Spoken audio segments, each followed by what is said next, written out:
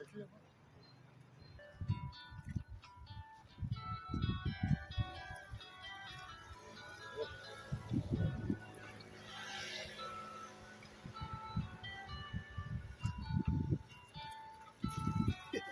Şişe.